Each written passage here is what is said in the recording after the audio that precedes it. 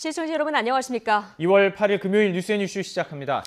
네, 자 20일 앞으로 다가온 북미 정상회담 개최국인 베트남, 기대감 속에서도 차분한 분위기입니다. 전 세계 이목이 수도 하노이로 쏠릴지 관광도시 다낭으로 집중될지 아직 정해지지 않았기 때문으로 보이는데요. 다낭 현지에 있는 YTN 취재기자 연결해 보겠습니다. 김지성 기자. 네, 베트남 다낭입니다. 네, 김지선 기자는 지금 다낭에 가 있는데요. 다낭 분위기는 일단 어떻습니까? 네, 제가 서 있는 이곳은 다낭 시내 중심부를 관통하는 한강 옆인데요. 2차 북미 정상회담 유력 후보 도시로 거론되고 있지만 아직은 설 명절이라 그런지 차분한 분위기입니다. 일부 시민들은 다낭이 개최지로 최종 낙점이 되면 아시아의 대표적인 관광지가 될 것이라며 기대감을 보이기도 했습니다. 네, 이 다낭의 호텔들이 벌써 예약이 어렵다 이런 보도까지 나오고 있던데요. 현장에서 보니까 어떻던가요? 네, 조금은 과장된 것 같습니다. 다낭은 관광 도시다 보니 호텔이 워낙 많습니다. 제가 회담이 예정된 27일과 28일 인터넷으로 예약을 시도해봤는데 대부분은 가능했습니다. 다만 일부 고급 호텔의 경우는 이미 예약이 꽉 찬 경우도 있었지만 언론 보도대로 미국 정부가 예약을 했는지는 확인이 어려웠습니다. 유력 회담장으로 거론 중인 인터컨티넨탈 호텔도 전화 문의를 하자 방을 잡는 것은 가능했습니다. 베트남 정부로부터 아직 소식을 듣지 못했다면 당사국인 북미가 회담을 어디서 할지 못 정했다고도 해석이 됩니다. 아직 다낭일지 하노이일지 확실히 결정은 안 됐습니다만은 만약 다낭에서 열린다고 하면은 정상들의 숙소로 거론되는 호텔은 어디입니까? 네, 다낭 해변을 따라서 줄지어 있는 고급 휴양지 중에서 낙점이 될 것으로 보입니다. 우선 트럼프 대통령은 지난 2017년 에이펙 정상회의 당시 묵었던 하얏트 리젠시 호텔을 이용할 가능성이 있습니다.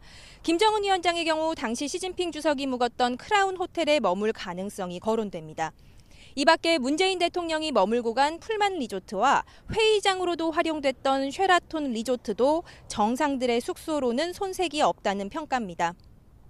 이들 숙소 인근에는 대형 컨벤션 센터가 있습니다. 2017년 에이펙 회의 당시 다자 회의장으로도 활용됐는데 만약 다낭이 회담 개최 도시로 최종 낙점되면 이곳에 프레스 센터가 차려질 가능성도 있습니다. 다만 이럴 경우 1박 2일로 진행되는 이번 회담에서 두 정상이 머물 숙소는 좀 더 떨어진 곳으로 정할 가능성이 있습니다. 지금까지 베트남 다낭에서 YTN 김지선입니다.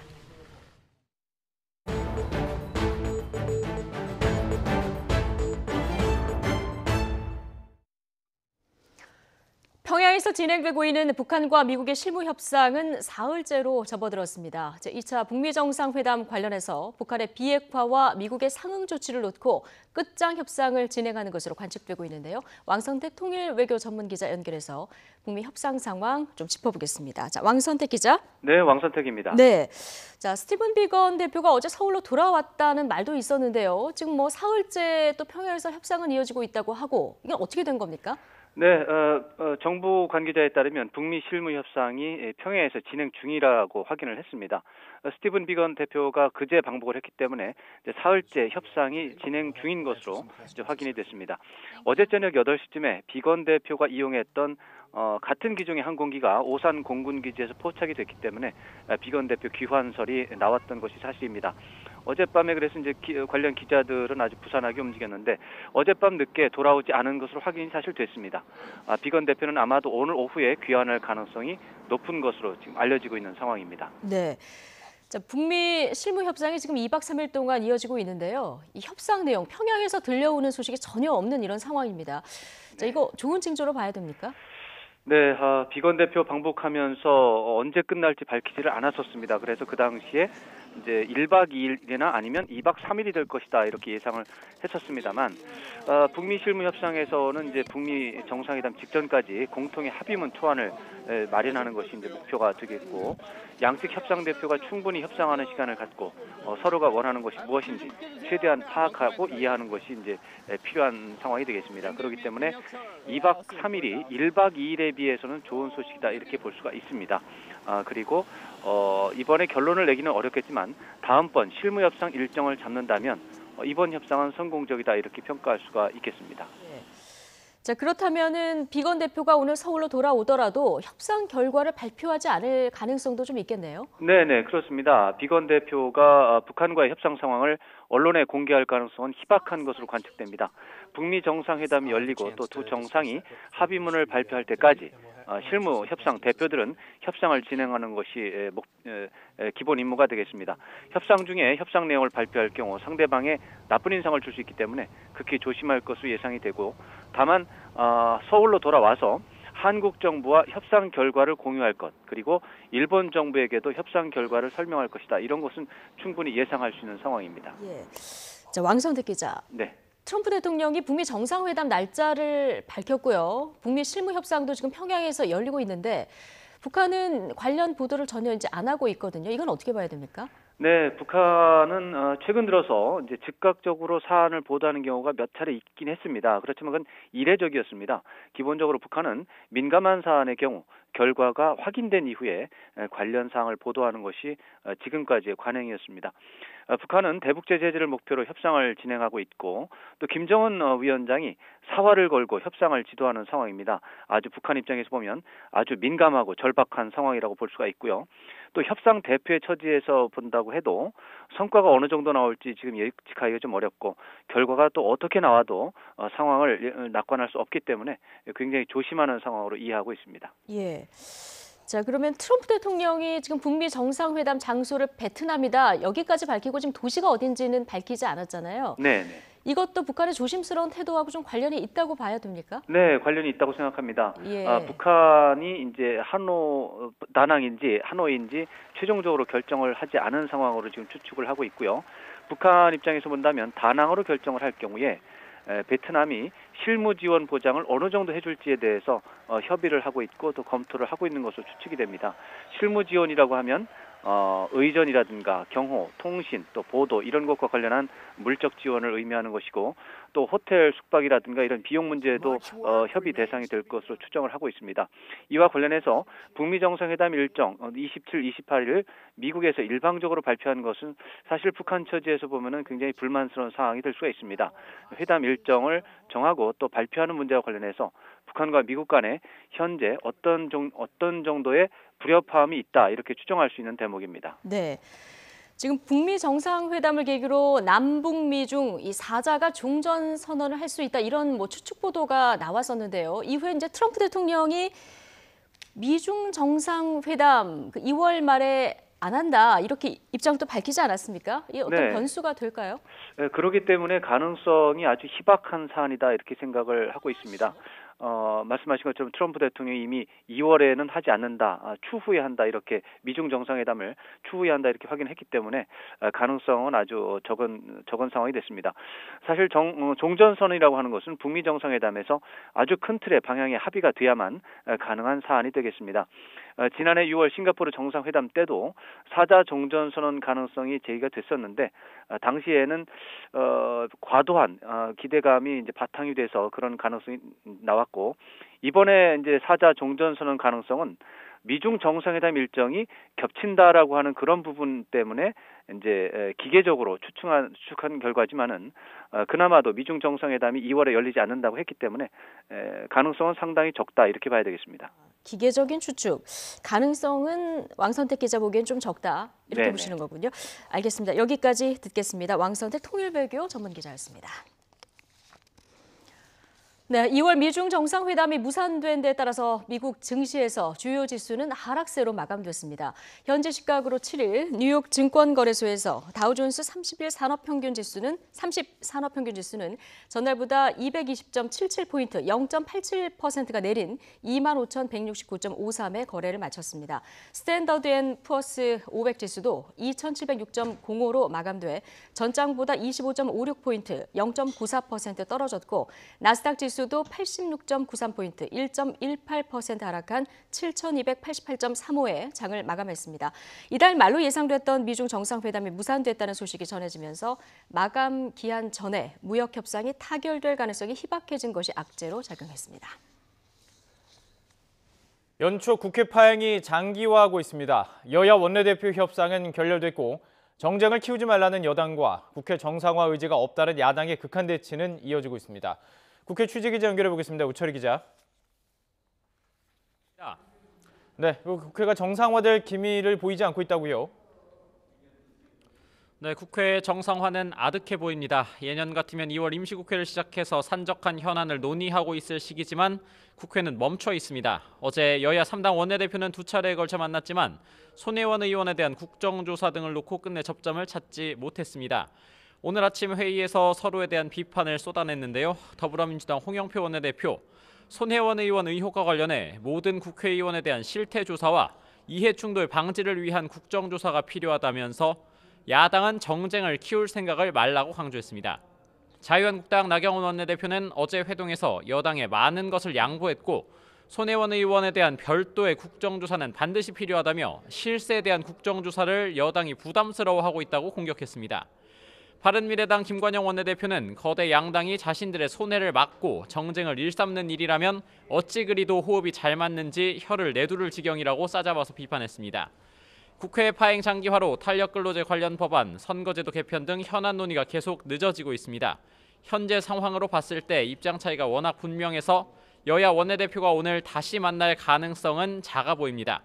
다음 주부터는 국회의장과 여야 5당 지도부의 미국 방문 일정까지 예정돼 있어서 국회 정상화는 당분간 어렵지 않겠냐는 관측에 힘이 실리고 있습니다. 네, 오늘 한국당에서 전당대회 연기 여부가 결정이 되고요. 또 바른미래당에서는 1박 2일의 연찬회가 진행이 된다고요. 네, 2차 북미 정상회담이 오는 27일로 확정이 되면서 같은 날 새 지도부를 뽑는 전당대회를 열려고 했던 자유한국당 내부는 고심이 가득합니다. 자칫 국민적 관심이 줄어들까 걱정하면서도 후보 간의 유불리나 장소 선정 등의 실무적인 고려사항도 만만치가 않아서인데요. 일단 한국당은 오늘 연기 여부를 최종 결정할 방침입니다. 오늘 오후 선거관리위원회와 긴급 비상대책위원회가 열리는데 후보들의 의견과 실무적인 사항에 대한 검토 결과 등을 종합해서 결론을 내릴 예정입니다. 다수의 당권 주자들이 전당대회 연기를 주장하고 있는데 지도부와 현역 의원 사이에는 일정을 그대로 진행해야 한다는 주장도 만만치가 않아서 최종 결정이 주목되고 있습니다. 바른미래당에서는 지도부와 소속 국회의원 대다수가 참석하는 1박 2일 연찬회가 진행됩니다. 핵심은 당의 진로를 놓고 진행되는 두 차례의 비공개 자유토론입니다. 그동안 공개 일정을 자제하면서 당의 노선에 대한 고민을 밝혔던 유승민 의원과 민주평화당과의 통합을 논의했던 김동철, 박주선 의원 등 의원들 사이의 격론이 벌어질 것으로 보입니다. 지금까지 국회에서 YTN 우철입니다. 드루킹 댓글 조작 사건으로 구속된 김경수 경남지사가 구치소를 찾은 여당 의원들과 만났습니다. 1심 재판부의 무리한 판결을 이해할 수 없다고 말했는데 김 지사를 면회한 민주당 박광훈 의원의 말 들어보시죠. 본인도 정말로 걱정하지 않았는데 상상할 수 없는 그런 판결이었다. 왜 1심 재판부가 이렇게 무리하게 판결했는지 아직도 의아하다. 이런 입장을 밝혔습니다. 이제는 당도 경남 도정의 공백을 최소화하고 메우는데 함께 좀 노력을 해주셨으면 좋겠다는 그런 취지의 얘기를 했었고요. 이제 자신은 나는 변호인과 협의해서 2심에서 진실을 밝힐 수 있도록 차분하게 착실하게 최선을 다해서 재판을 준비하겠다. 그런 취지의 말을 해주셨습니다. 그리고 이른바 유우성 간첩 조작 사건 당시 국정원의 각종 증거 조작에 대해서 검사가 방관하면서 미진한 수사로 일관했다는 조사 결과가 나왔습니다. 검찰 과거사위원회는 문무일 검찰총장이 피해자인 유씨 남매에게 진정성 있는 사과를 해야 한다고 권고했습니다. 취재기자 연결해 보겠습니다. 강희경 기자. 네, 서울중앙지방검찰청입니다. 이 검찰 과거사위에서 조사 결과를 발표한 건데요. 이 자세한 내용 전해주시죠. 네, 유우성 씨 간첩 조작 사건과 관련해 당시 검찰이 미진한 수사로 일관했다는 검찰 과거사위원회의 조사 결과가 나왔습니다. 국정원이 증거와 진술을 은폐하려고 시도하는데도 당시 수사, 공판을 맡았던 검사가 이를 줄곧 방관했다는 건데요. 과거사위는 검찰이 이렇듯 국정원의 인권 침해와 증거 조작을 방치해 국정원에 오히려 증거를 조작할 기회를 줬다고 지적했습니다. 이 사건은 앞서 유우성 씨가 서울시 공무원으로 일하던 2004년 간첩활동 혐의로 기소된 사실이 언론에 대대적으로 보도되며 불거졌습니다. 하지만 사실상 유일한 직접 증거였던 여동생 유가려 씨 수사 과정에서 국정원의 협박과 과혹행위가 있었고 출입경 기록과 영사 확인서 등 국정원이 제출한 증거가 조작, 은폐됐다는 사실까지 하나둘 드러나면서 대법원에서 무죄가 확정됐습니다. 이에 대해 과거사위는 조작 증거에 대해 검사가 증거 능력의 측면만 검토하고 자료의 출처나 신빙성, 영사 확인 경위에 대해서는 제대로 확인하지 않았다고 지적했습니다. 또 유 씨에게 유리한 휴대전화 통화 내역 등이 누락됐다가 뒤늦게 증거로 제출되는 등 국정원의 의도적 은폐 행위가 있었던 것으로 보이는데도 검사가 이를 방관했다고 밝혔습니다. 더 나아가 검사가 국정원 측의 증거가 허위임을 알면서도 묵인했을 가능성 또한 배제할 수 없다고도 덧붙였습니다. 이와 함께 여동생 유가려 씨의 변호인 접견을 막은 것에 대해서도 당시 검사가 국정원의 위법 행위에 협력한 것으로 보인다고 덧붙였습니다. 유가려 씨를 피의자로 입건할 수 있었는데도 검사가 참고인인 것처럼 꾸며 변호인 접견 차단에 적극 협력했다는 겁니다. 과거사위는 검찰권이 잘못 행사돼 유우성 씨 등이 억울하게 간첩 누명을 쓰고 오랫동안 고통을 겪은 만큼 문무일 검찰총장이 진정성 있는 사과를 해야 한다고 권고했습니다. 자, 이 같은 과거사위 조사 결과에 대해서 유우성 씨 측에서 입장을 밝혔다고요? 네, 유 씨 변호를 맡았던 변호인단은 과거사위가 당시 불법에 관여하는 등 직접적으로 책임이 있었던 검사들을 제대로 조사하지 못한 한계를 보였다고 비판했습니다. 특히 실무 조사를 맡은 대검 진상조사단 조사 과정에서 검사들이 비협조적 태도를 보인 점을 지적했는데요. 진상조사단의 강제 수사권이 없어 예견된 상황이었는데도 대비책이 마련되지 못했다고 아쉬움을 드러냈습니다. 검찰총장 사과도 지나치게 가벼운 권고라고 지적했습니다. 검찰총장 사과만으로는 잘못을 바로잡을 수 없다며 이번 조사 결과로 당시 검사들의 불법 행위가 명백히 드러난 만큼 형사 고발과 처벌이 반드시 이뤄져야 한다고 밝혔습니다. 지금까지 서울중앙지검에서 YTN 강희경입니다. 네, 전국 대부분 지방에 한파특보가 내려져 있습니다. 오늘 아침 서울은 올해 들어서 가장 추웠는데요. 이번 추위 언제까지 이어질지 취재기자 연결해서 들어보겠습니다. 정혜윤 기자. 네, 정혜윤입니다. 네, 아침에 출근할 때 보니까 정말 춥더라고요. 기온 얼마나 떨어졌습니까? 네, 오늘 가장 추웠던 곳은 철원 광덕산으로 아침 기온이 무려 영하 17.9도를 기록했습니다. 그 밖에 대관령 영하 14.6도, 파주 영하 12.3도, 서울 영하 10.2도, 대전 영하 7.5도, 광주 영하 4.4도, 봉화 영하 8.5도 등 어제보다 10도에서 15도가량 낮았습니다. 이 때문에 기상청은 어젯밤부터 전국 대부분 지역에 한파특보를 발효했고 서울 등 수도권 지역은 오늘 아침 올해 들어 가장 추운 날씨를 보였습니다. 서울 기온이 영하 10도까지 떨어진 건 지난 1월 16일 이후 23일 만입니다. 낮 동안에도 서울 기온이 0도에 머무는 등 중부지방은 체감온도가 영하권에 머무는 곳이 많겠습니다. 네, 주말 앞두고 강추위가 찾아온 건데 왜 이렇게 갑자기 추워진 건지도 궁금하고요. 또 언제까지 추울까요? 네, 이번 추위의 원인은 밤사이 북서쪽 상공에서 영하 25도 안팎의 강한 한기가 남하한 것이 원인입니다. 기상청은 오늘 아침 절정에 달한 강추위가 일요일까지 이어질 것으로 내다보고 있는데요. 주말인 내일과 모레 서울 아침 기온이 영하 8도로 예상됩니다. 오늘보다는 2도가량 높지만 평년 기온보다는 4도나 낮은 추운 날씨입니다. 특히 내일은 서울 낮 기온이 영하 1도로 오늘보다 기온이 조금 더 낮을 것으로 보이기 때문에 종일 이어지는 영하권 추위에 대비해야 할 것으로 보입니다.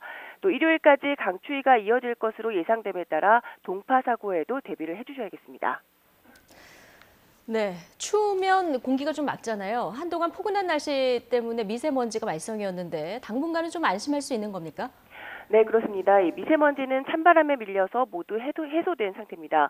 현재 전국의 대기질이 좋음 수준으로 평소보다 더 깨끗한 상태를 유지하고 있는데요. 앞으로 이틀 정도는 대기 확산이 원활하기 때문에 청정한 대기 상태를 유지할 것으로 보여서 주말 내내 깨끗한 공기를 마실 수 있을 전망입니다. 지금까지 YTN 정혜윤입니다. 네, 이렇게 서울에 올해 첫 한파주의보가 발령된 가운데 2천여 세대가 사는 대단지 아파트에 2시간 반 동안 전기가 끊기는 사고가 발생했습니다. 어젯밤 11시 20분쯤 서울 잠실 장미아파트 1단지의 구내 고압 전기 설비가 고장나 전기 공급이 중단되면서 단지 전체가 정전됐습니다. 정전 사태는 한국전력 복구팀이 고압 전기 설비를 일단 떼어내고 각 세대에 전기를 직접 보내는 임시 조치를 취하고 나서야 정전 사태 2시간 반 만인 오늘 새벽 1시 50분쯤 정상화됐습니다. 그러나 아파트 주민들은 영하 10도에 이르는 혹한 속에 정전으로 난방이 들어오지 않는 등 큰 불편을 겪었습니다. 달러와 약세로 지난달 우리나라 외환 보유액이 전달보다 18억 2천만 달러 증가한 것으로 집계됐습니다. 한국은행은 올해 1월 말 기준으로 우리나라 외환 보유액이 4,055억 1천만 달러로 나타났다고 밝혔습니다. 이는 사상 최대 규모를 기록한 것으로 지난해 말 기준으로는 홍콩에 이어서 세계 8위 수준의 외환 보유액을 유지했습니다. 이는 미국 달러 가치가 떨어지면서 우리나라가 보유한 다른 외화 자산의 달러화 환산 금액이 증가한 영향으로 분석됩니다. 아파트 분양을 시작한 지 3개월에서 6개월 사이의 평균 분양률, 즉 초기 분양률이 지역에 따라서 극명한 대비를 이룬 것으로 나타났습니다. 주택도시보증공사 자료를 보면 지난해 4분기 서울과 인천의 아파트 평균 초기 분양률은 100%를 달성했습니다. 경기 지역은 95%, 수도권 전체 평균도 96.4%에 달했고 5대 광역시도 평균 97%로 집계됐습니다. 반면 광역시와 세종을 제외한 기타 지방의 초기 분양률은 61%로 크게 떨어졌습니다. 삼성중공업이 산업은행으로부터 받은 대우조선해양 인수 제안을 놓고 고심하고 있습니다. 삼성중공업은 산업은행에 인수제안서 공문을 접수한 뒤 경영진이 회의를 개최하는 등 검토 작업에 들어갔습니다. 앞서 산업은행은 지난달 31일 현대중공업과 대우조선 민영화 기본합의서를 체결하면서 삼성중공업에도 인수제안서를 보냈습니다. 새해 들어서 경제 행보에 주력하고 있는 문재인 대통령이 국내 주요 벤처기업인들을 청와대로 초청했습니다. 문 대통령은 혁신 창업이 활발해져야 한다면서 우리 국민의 반기업 정서는 이른 시간에 해소될 것이라고 말했습니다. 김도원 기자입니다. 지난달 중소벤처기업인들을 초청했던 문재인 대통령이 한 달 만에 주요 벤처기업들과 다시 만났습니다. 네이버 창업주인 이혜진 글로벌 투자 책임자를 포함해 벤처 1세대와 기업 가치가 1조 원을 넘는 쿠팡 같은 이른바 유니콘 기업 대표 7명이 참석했습니다.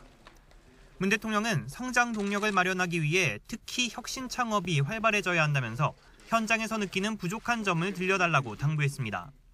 여러 가지 혁신과 함께 특히 혁신 창업이 활발해져야 되고 또 그렇게 창업된 기업들이 중견기업, 유니콘기업, 또 대기업으로 이렇게 성장할 수 있도록 참석자들은 규제 혁신과 국내 기업 보호, 육성이 필요하다고 의견을 모았습니다.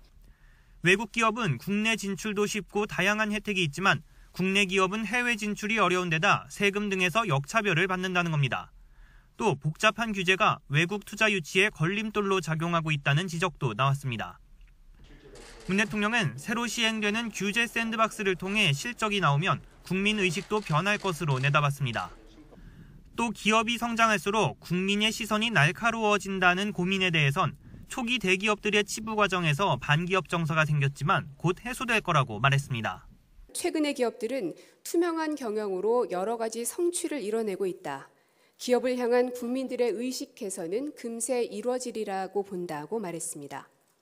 새해 들어 문 대통령은 기업인과의 대화, 지역 경제 현장 방문 등 한 주에 2번꼴로 경제 관련 일정에 집중하고 있습니다. 문 대통령은 다음 주에는 부산을 방문해 도시재생과 스마트시티 구축 방안을 발표하고 자영업자, 소상공인 초청 간담회도 열 계획입니다. YTN 김도원입니다.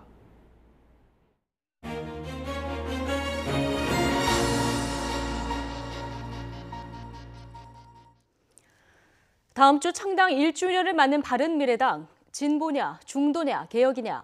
그동안 정체성 논란이 있어 왔는데요. 자, 오늘부터 1박 2일 의원 연찬회를 열고 당 진로에 대해서 끝장 토론을 한다고 합니다. 특히 그동안 자맥을 이어오던 유승민 전 대표의 행보도 주목이 되는데요. 자, 당내 분위기 어떤지 좀 들어보겠습니다. 박주선 바른미래당 의원 연결돼 있습니다. 자, 박 의원님 나와 계시죠?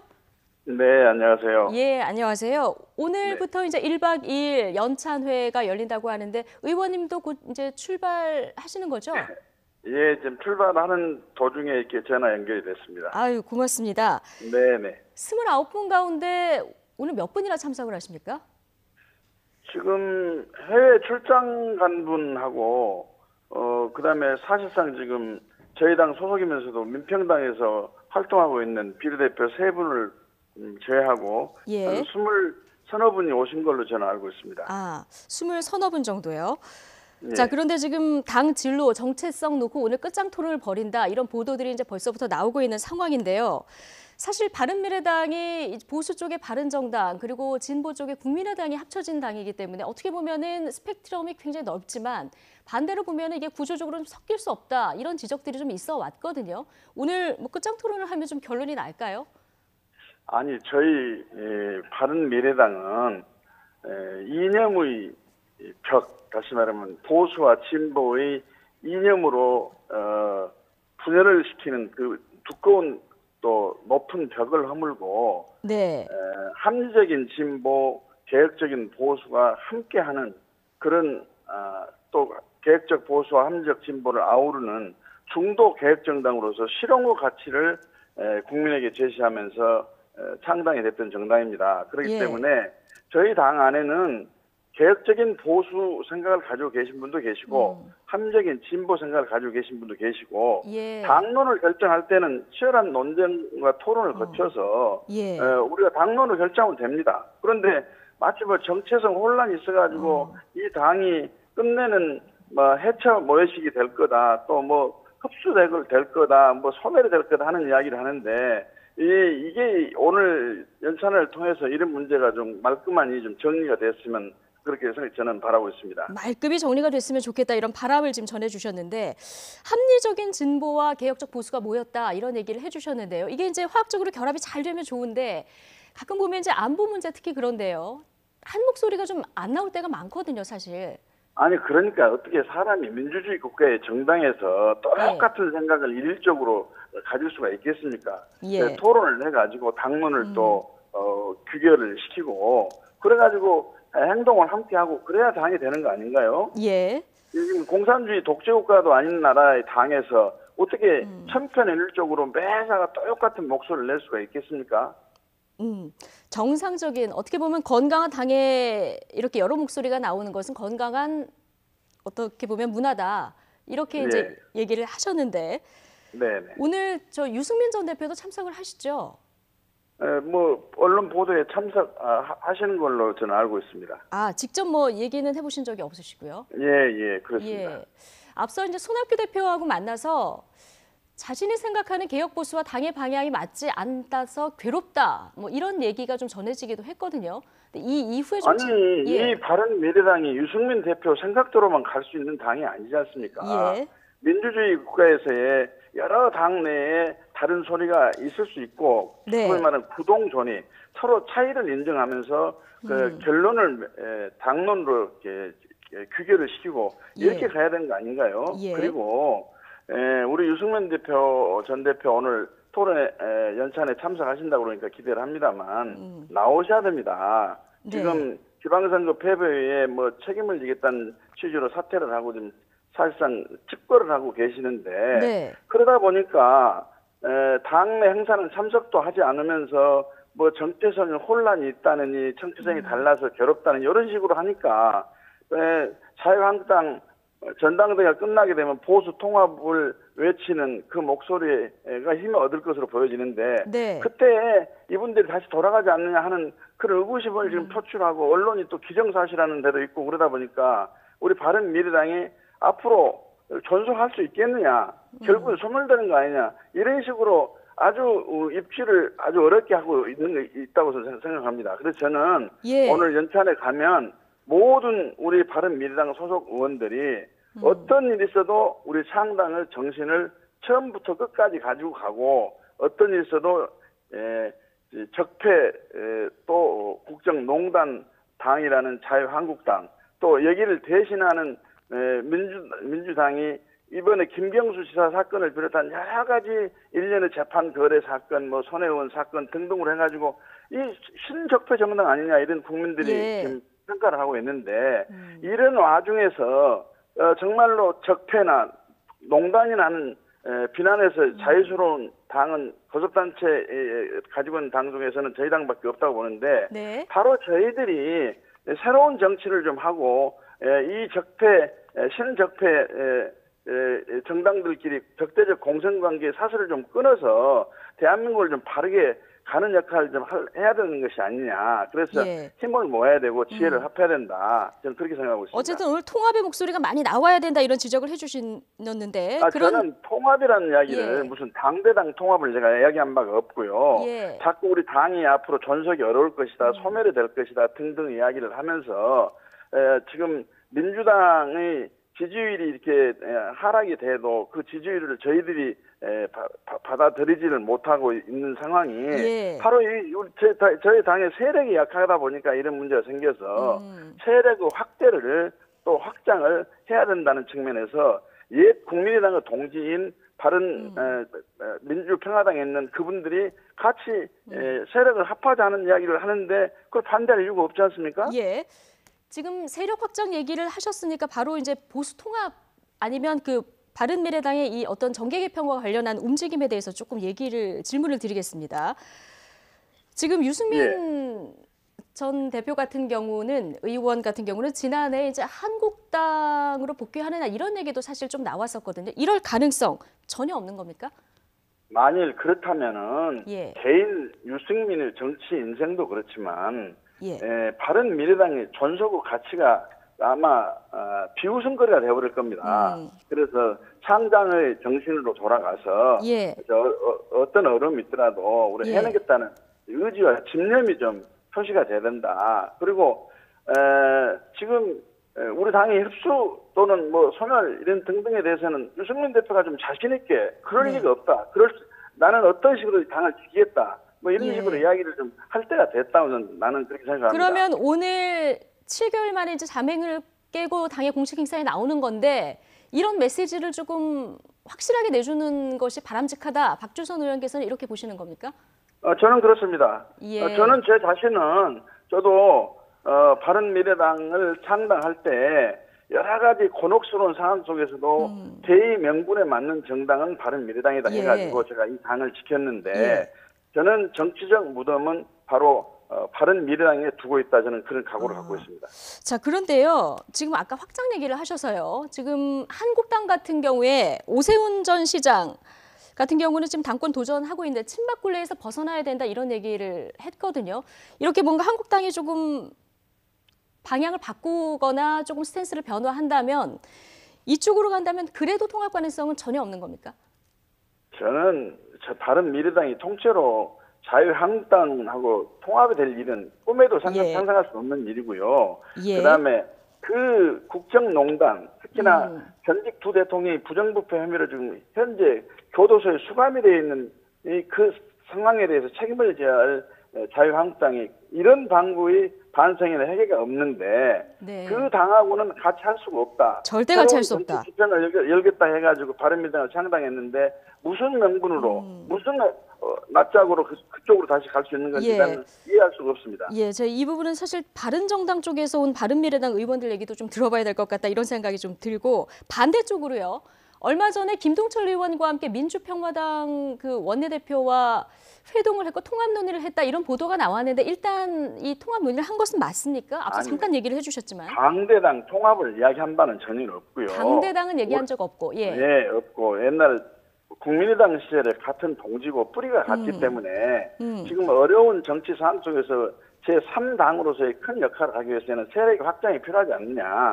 다시 뭉치자. 그런데 공감을 했습니다. 뭉치자 정도의 원론적인 이야기를 하셨다. 근데 바른정당 출신 의원들이 그렇게 되면 반대할 텐데 민주평화당과의 어떤 통합이 앞으로 당대당 통합 뭐 지금은 논의가 안 됐다고 하셨지만은 앞으로 논의될 가능성이 있습니까? 아니 저는 그렇습니다. 과거를 묻지 말고 앞으로 같은 방향으로 같은 가치를 가지고 행동을 함께 한다 하는 약속이 된다면 저는 그분들하고 다시 말하면 옛날 국민의당을 했던 민주평화당에 있는 그 국회의원들하고 그 당원들하고 같이 못할 바가 없다고 생각이 됩니다. 못할 바가 없는 건 아니다. 90년도에 소위 말하는 김영삼 전 대통령, 노태우 전 대통령 또 그리고 김종필 전 총리 이런 분들이 전혀 정체성이 다름에도 불구하고 3당 통합까지 한 일이 있었습니다. 그 3당 통합의 바로 후신이 지금 자유한국당 아닙니까? 그래서 저희들은 지금 고루한 이념 논쟁을 할 일이 아니라 실용의 가치를 가지고 국민을 편하게 하고 국가를 튼튼하게 하는 역할을 해야 될 정당이 제3호 정당의 역할이 아닌가 저는 그렇게 봅니다. 한국당은 절대 안 되고 민주평화당과는 어떤 통합의 여지가 있다 이런 말씀을 해주셨는데 아니 국민당 예를 들면 국민당 동지들인데 만일에 그분들이 탈당을 안 했더라면 다른 정당 분들이 국민의당과 합당을 해가지고 바른미래당을 안 만들었을까요? 당연히 그분들은 국민당 소속이기 때문에 그분들이 탈당 안 했더라면 그분들하고 함께 바른미래당을 만들었을 거 아닙니까? 예, 알겠습니다. 지금 그러면 잠깐 이 바른미래당의 진로에 대해서 얘기를 하고 있으니까요. 지금 국민들 가운데서는 한국당도 싫고 민주당도 싫다 이런 국민들도 있을 겁니다. 대안 세력이 좀 있었으면 좋겠다라는 국민들도 있는데 지금 바른정당의 지지율이 박스권에서 움직이질 않고 있거든요. 이건 왜 그렇다고 보십니까? 그렇기 때문에 언론에서는 곧 보수 통합으로 흡수될 것이다 또는 소멸이 될 당이다 이렇게 이야기를 하는데 어떻게 바른미래당에 대한 역할과 기대를 할 수 있겠습니까? 그래서 지금 여러 가지 언론에서 쑥덕공론으로 추측성 기사가 나오고 있는 것에 대해서 당사자들이 해명을 하고 확실하게 입장을 밝힐 때가 됐다. 저는 그렇게 생각합니다. 예, 지금 안철수 대표 복귀설도 조금 들리고 있는데 이 가능성은 어떻게 보십니까? 아니 그것은 본인이 이제 지방선거 패배에 대한 책임을 지고 다시 한번 깊게 반성한다는 취지에서 일선에서 물러났는데 이제 그분이 판단해가지고 돌아오면은 우리 당으로서는 좋은 일이죠. 그러나 당으로서는 좋은 일이다. 네, 그분이 이제 복귀를 하고 안 하고는 그분 입장과 상황을 좀 보고서 저희들이 이야기를 해야 되지 않겠습니까? 지난번에 저희가 이상돈 의원 연결했을 때 그때는 안철수 대표가 복귀하면 여당을 도와주는 거다 이런 얘기를 또 했었거든요. 당내에 지금 안철수 대표 복귀에 대해서는 어떤 의견들이 많습니까? 아니 안철수 대표가 복귀한다고 그래서 무슨 당 지도부로 복귀한 것도 아니고 지금 당원으로 평당원으로서의 뭐 이런 어려울 때 역할을 한다는 것이 왜 당에 해가 되는지는 이해할 수 없습니다. 예. 다 모여서 어쨌든 통합의 목소리를 내는 것이 중요하다. 오늘 뭐 전체적인 인터뷰 내용은 이렇게 좀 요약을 하면 될 것 같습니다. 예, 제3당의 역할이 너무 크게 좀 기대가 되는데 저희들이 역할을 못하기 때문에 세력 확장을 통해서 그 역할을 하자. 저는 그런 취지에서 주장을 하고 있습니다. 알겠습니다. 오늘 뭐 치열한 토론 하시고요. 그리고 항상 그 합리적인 보수, 중도, 개혁 얘기를 하시니까 합리적인 결론 잘 도출하시길 바라겠습니다. 박주선 바른미래당 의원 연결해봤습니다. 고맙습니다. 네.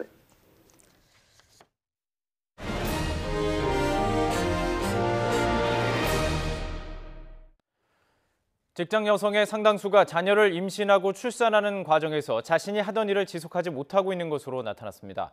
한국보건사회연구원이 분석한 결과 첫째 자녀를 임신한 취업 여성의 66%가 둘째 자녀를 임신하기 전에 하던 일을 그만두었거나 다른 일을 한 것으로 나타났습니다. 또 첫째 자녀 임신 전 취업 여성의 40%만이 첫째 자녀에 대해 출산 전의 휴가를 사용한 것으로 조사됐습니다. 육아휴직의 경우에도 첫째 자녀 임신 전 취업 여성의 21%만이 육아휴직을 사용한 것으로 나타났습니다.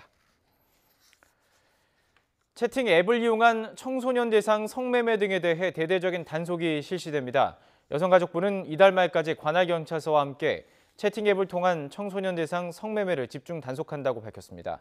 여가부는 지난해 관할경찰서 등과 함께 여성폭력방지 합동 단속을 벌여서 성범죄 사범 162명을 적발했습니다.